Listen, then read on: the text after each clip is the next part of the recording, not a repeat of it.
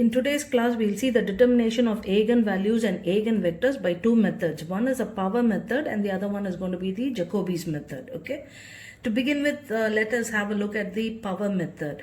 So what is this determination of eigenvalues and eigenvectors? So we have a lot of systems. If they are described by this equation of the form Ax is equal to lambda x, then lambda would be called as an eigenvalue and x would be called as a corresponding eigenvector. Okay, so if you look at the power method, it is an iterative method, which means that it is better that you have a calculator by your side, but it is a very simple method. Okay, I've got the theory here, but by means of the problem, by solving the problem, we'll understand as to what is the theory behind it. Okay, so to begin with, let me consider this is the given vector. Okay, and now by this power method, you can determine the dominant eigenvalue of this particular matrix. Okay, so this is a given matrix for me. What happens is I'll have to assume the starting vector arbitrarily. Okay, it can be either 0, 1, 0 or else it can be 1, 1, 1 also. That is also allowed. X is equal to 1, 1, 1 or else x is equal to 1, 0, 0, anything. Okay, so it's left to your choice. We'll start with any one vector. Okay, arbitrarily one vector. So how does the iterative procedure proceed? Okay, so you'll have to find out what is y. This is a given matrix and this is the arbitrarily chosen vector. You just multiply the two so that you have the resultant vector over here. Okay, in this you divide by the dominant value over here. Which is the dominant value here? It's going to be 2. So I'm going to be dividing all the elements by means of 2. So if I divide that by 2, then obviously the first element becomes 1, the next one becomes 0.5 and 0. Okay, now what happens is you'll have to repeat this procedure, okay, until I get consistently this this matrix to be a constant. Okay, so here it's going to be 1, 0.5 and then 0. So next I'll go down to the second iteration using the new vector x, and once again I'm proceeding here. Can you see? So the resultant answer turns out to be 2, 2.5 and 0. So which is the dominant value here? 2.5. So I'm removing it. I'm dividing each and every element by means of 2.5. That's what I'm doing. So in iteration 3, I've carried it out. Can you see that it's going to be 1.2, 1 divided by 2.8. Okay. In this manner, when I proceed, so iteration 3, iteration 4, iteration 5 and iteration 6. When I come down to iteration 6, can you see in iteration 5 itself I have 1 divided by 2.98 and the elements are turning out to be 110. So the last and final step that I'm doing, so it's going to be, can you see this vector turns out to be a constant 110, 110, which means that we have ended up getting the correct answer. This is where you'll have to stop. Okay, the iterative procedure will have to stop at this particular point. So the eigenvalue is going to be 3 and the corresponding eigenvector is going to be 110. Now the question can be, how do I start off with assuming this arbitrary initial vector? Okay, that's what I said. You do 1 or 2 trials, the iteration procedure, you'll have to see that the value converges.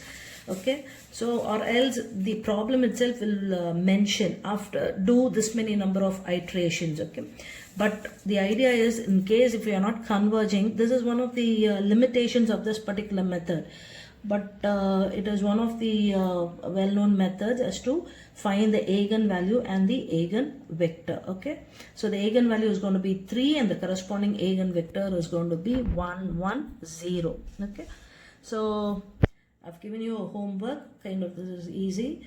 The homework is I've given 3 matrices. Okay, so kindly by means of the power method determine the eigenvalue and the eigenvectors of the given matrix. Next we'll see the Jacobi method to find the eigenvalues and eigenvectors of the given symmetric matrix. Okay, the condition being that it's going to be a symmetric matrix over here. Now this method is based on the fact that the diagonal element will be the eigenvalues of the given matrix, provided all the off diagonal elements should become equal to 0. Okay, I've listed down the steps, but with the help of a problem we'll try to understand as to how to we are going to be doing it. Okay, now A is going to be the given matrix here. Okay, can you see the matrix is given to be 1 root 2, 2 root 2, 3 and this one. The matrix is given over here. Now what you'll have to do is, first step, you'll have to identify the largest off diagonal element. Okay, largest off diagonal element. So you know, this is going to be the diagonal element. These all will turn out to be your off diagonal elements, okay? Off diagonal elements. So here 2 happens to be the largest. Root 2 is only 0.7, whereas 2 will be your dominant element of the off diagonal element. Okay, the aim is to form a rotation matrix called as S1. So if you look at this one, A13, okay, the first row and the third column, that element, as well as here A31 happens to be 2, and that is going to be my dominant off diagonal element. So which means that A11 here, can you see A1 and 3, no? So what happens is, if you look at the diagonal elements, A11 and A33 will become, you'll have to write them as cos theta, and A13 is equal to minus sin theta, and A31 will become sin theta.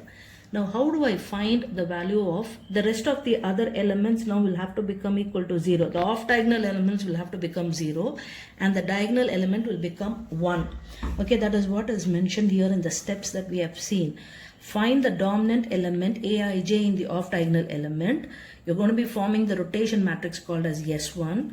So with the condition that Aij is minus sin theta and Aji is equal to sin theta. The diagonal elements will have to be written as cos theta. In order to find the value of theta, I have this formula which has been given to me. Half tan inverse of 2aij divided by ai minus ajj. Okay, so I'm going to be using this formula in order to find the value of theta. Okay, so here also, can you see? I'm finding the value of theta, wherein it mentions half tan inverse of 2 aij. Aij meaning that A13, that's going to be 2 divided by ai minus ajj. Okay, that is A11 minus A33, which is what? 11 minus 33, that is 1 minus 1. Okay, here I've written the, okay, it should be 1 minus 1, which happens to be 0. So something divided by 0 will give you infinity. Tan inverse of infinity is pi by 2. So what happens is the answer is going to be pi by 4. So theta is equal to pi by 4. This is how I write my rotation matrix. Can you see? A11 and A33 will become cos theta, and A22 will become 1. And if I look at the other elements, A13 and A31, they are going to be minus sin theta and theta. The remaining off diagonal elements become equal to 0. Okay, only take care to see that you write properly the rotation matrix by identifying which is going to be your dominant off diagonal element, and then finding the value of theta. Once you put your value of theta, cos pi by 4 is 1 by root 2 and minus sin theta. So we have formed the rotation matrix. The first rotation matrix. Okay. Once you have formed the rotation matrix, then you'll have to perform the transformation. B1 is equal to S1 transpose A and S1. Okay, so this is what you're going to be doing here. This is my rotation matrix. I take the transpose of that, and then the matrix A, and then followed by S1. Do the matrix multiplication. Look at the final matrix that has been obtained. B1, if you look at this one, see, I should have only the diagonal elements. The off diagonal elements should all become equal to 0. But in this case, I still have this 2 coming up. Okay, so only 2 is there. So what happens is A12 is equal to A21, which is 2. The off diagonal element is going to be 2 for me, which means that A22 is equal to A11, which will become cos theta, and as I said, A12 minus sin theta, and A21 is sin theta. Once again, you can find out the value of what is going to be theta, which once again happens to be pi by 4. Okay, so once again, do the second step. Okay, once you go for the B2, which means that S2 transpose, and B1 is going to be the matrix that we had formed earlier. Okay, not the original matrix A. So it's going to be B1, and then once again into this one. Okay, into S2. If you look at the product that has been obtained, it's kind of clear, very clear, no? 5, 1, minus 1. So as the Jacobi method states that you should have only the diagonal elements which will correspond to the eigenvalues, and the remaining off diagonal elements will have to become 0.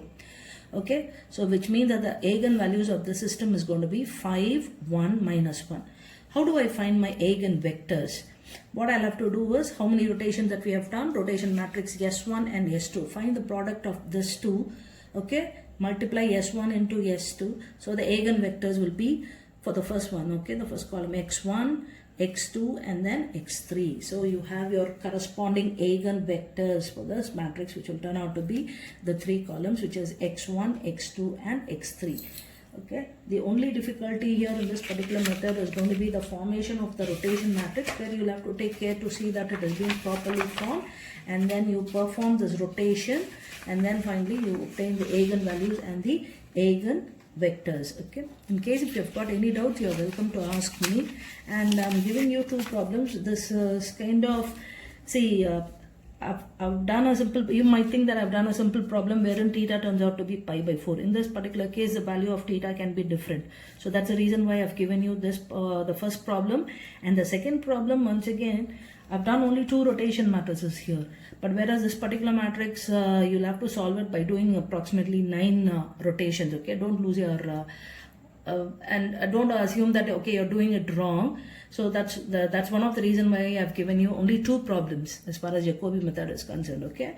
So please, can you solve this homework problem and then submit it to me by next week. I'll send the notes along with the video, okay? So kindly look into the problem, and with this we have completed all the second unit of numerical methods. In case if you have got any difficulty regarding the first unit also, you are welcome to share your opinion. Thank you.